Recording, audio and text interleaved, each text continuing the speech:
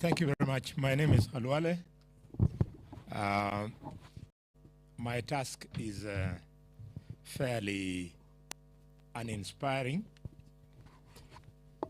Since I'm saying nothing new, I'm just speaking to way forward, which has been developed by the Office of the Clerk, arising from what has transpired here from Monday to date. There are a number of slides. I will not go through every slide. I hope, yes, it will be put on the screen. And as I scan through, if you miss stuff, don't be worried. On your way out after lunch, at the registration desk, you'll be able to collect a copy of the slides for personal library. At the end of that, then, I'll hand over to the Deputy Speaker, who will introduce the Speaker, and the Speaker will tell us the way forward. So the first issue that arose was the matter of the mandate and functions of the Senate. And we have agreed to establish a structured dispute resolution mechanism through a joint leadership forum and leverage on the soft power to build cordial working relationship between the two houses of Parliament. Secondly, we have agreed to introduce the determination of the nature of bills to give effect to Article 109.2, 109.5, 110.3, and 114. The second thing that we've agreed is on the issue of oversight role of the Senate. We have agreed that the Senate, in consultation with the Office of the Auditor General and the County Assembly Forum, develops a framework on the consideration of audit reports by the Senate and the county assemblies in an effective and expeditious manner. And that the Senate to engage the Office of the Auditor General and the Controller of Budget to identify recurring themes in budget implementation and audit that require legislative intervention.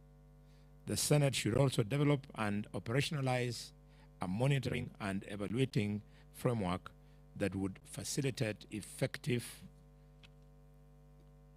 oversight and engage Parliament in Parliamentary Service Commission and the National Treasury to realize it.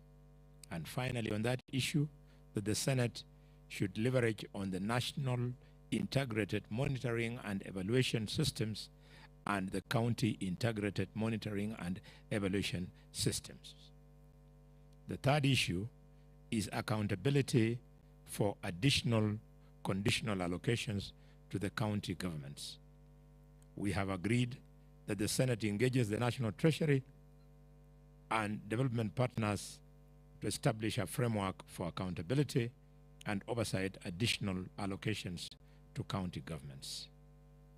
On the larger topic of Parliamentary Service Commission, Parliament and Parliamentary Service, the issue that arose was the unequal representation in the Parliamentary Service Commission, for which we have agreed that the Senate leadership and parliamentary parties represented in the Senate to address the matter. The issue of county liaison officers has also arisen as a gap, and we have agreed that the Senate to engage the National Treasury and Parliamentary Service Commission on this matter, and that further the Senate develops a legal framework to actualize Article 187.2 on transfer of functions and powers between the Senate and the National Assembly. The next gap is enhancing engagement by the Senate with the counties and the public. We've agreed that the Senate should resume sittings outside Nairobi, popularly known as Senate Mashinani, and that it holds the same in different countries at least each year. Next gap is poor alignment of the national and county government priorities. The Senate should provide avenues for regular engagement between the line MDS and the national level and the respective departments at the county level. The 12th gap has been identified as enhancing independence and financial autonomy of the county assemblies. We've all agreed unanimously that the Senate should initiate amendments to the relevant statutes to separate the budgets of the county assemblies from those of the county executives. The other global issue is the issue of constitutional commissions and independent officers, for which we have identified the gap of delays in transition following expiry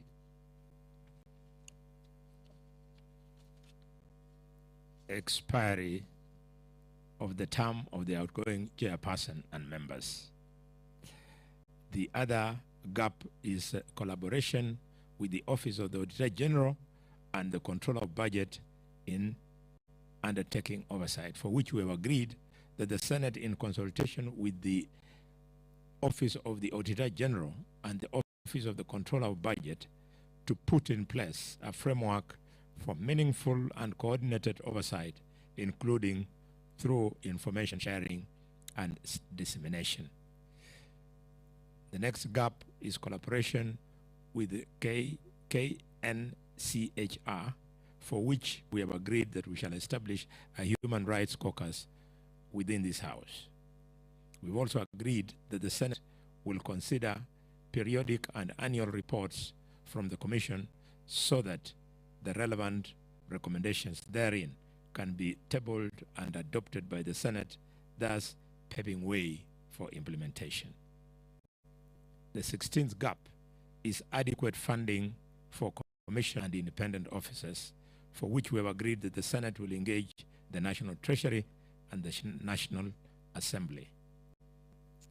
The global issue of budget process has identified delayed enactment of county government additional allocations as a gap, and we have agreed that we shall, as Senate, be the Standing Committee on Finance and Budget to urgently reintroduce the County Government Additional Allocations Bill 2022 for consideration and passage by the Parliament.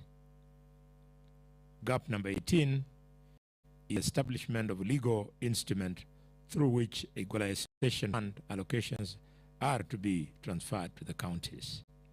We have agreed that the Standing Committee on Finance and Budget to urgently engage with the National Treasury and the Counterpart Committee of the National Assembly. The 19th gap is the over-reliance on the equitable share by county governments, which leads to low performance of on-source revenue. The Standing Committee on Finance and Budget to introduce as a solution the county government's revenue-raising process bill for consideration and passage by Parliament. You'll remember this was not very well resolved because below was saying that any form of taxation by county government is unlawful. But when the bill comes, we shall thrash it out, I believe. The 20th gap is the multiple varying fees and levies imposed by county governments, for which we have agreed that this House must reintroduce the County Licensing Uniform Procedures Bill. Further, there is the gap of a resourcing framework, for which the Senate, in consultation with the stakeholders, we have agreed to develop and introduce legislation addressing gaps identified in implementation of Article 187 and 189 of the Constitution of 2010. The next one is delays in release of funds to county governments. We have agreed that the Senate will continuously engage the National Treasury and the Office of the Controller of Budget to ensure expeditious exchequer releases to county governments in accordance with county government's cash disbursement schedule. As an older member of the House, I'm a bit lost because I think we had taken a resolution that this should be settled on or before the 15th of each month. So I don't know what we're trying to explore, but I think going forward when we discuss, we'll settle it out. Then there's the gap of the Senate recommendation on the budget policy statement. We've agreed that the National Treasury should take on board recommendations of the Senate on the budget policy statement when developing the framework for vertical allocation of revenues.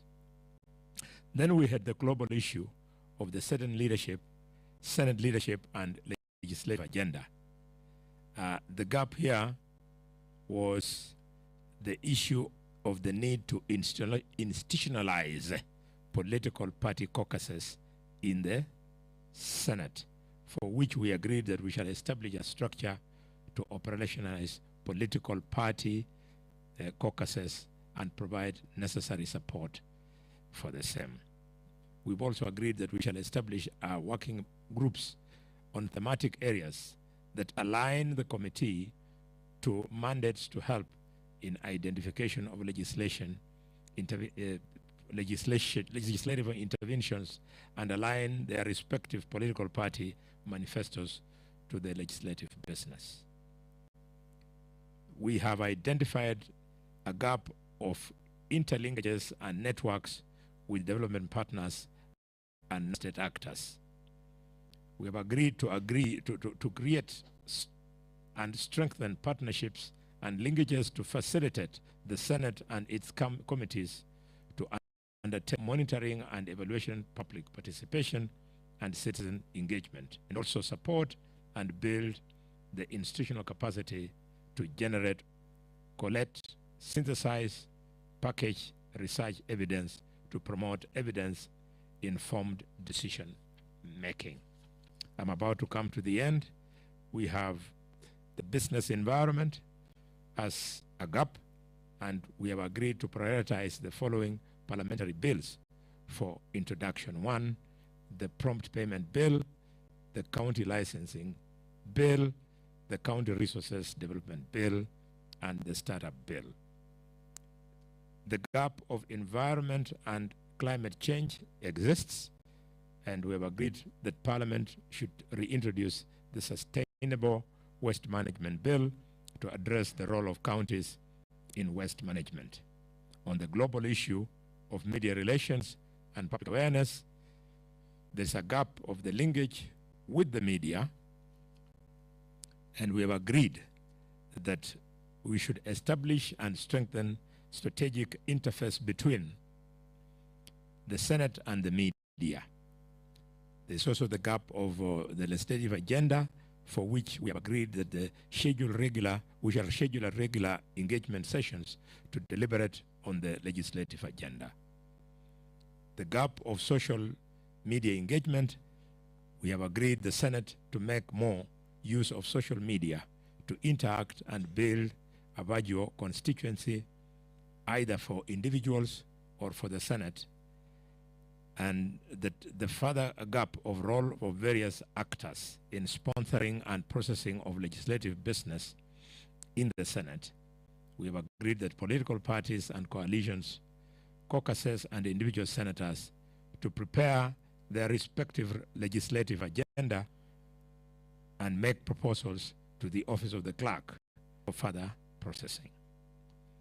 The gap of bills that lapsed is the last one, and we have unanimously agreed to do an audit and reintroduce those for consideration for processing. Ladies and gentlemen, that is what I have. Don't be dismayed with the tone of my voice. I'm extremely hungry, but the deputy speaker, I do not have your resume, so I can't introduce you. Just come. When the speaker is not around, the Deputy Speaker becomes the Speaker. I'll show you how to go about it. You just come and make your remarks as the Deputy Speaker. Ladies and gentlemen, distinguished senators, let us welcome our Deputy Speaker. Welcome, Deputy Speaker. And it looks like the Speaker is not in the House, so in his absence, the Deputy Speaker's remarks will become these remarks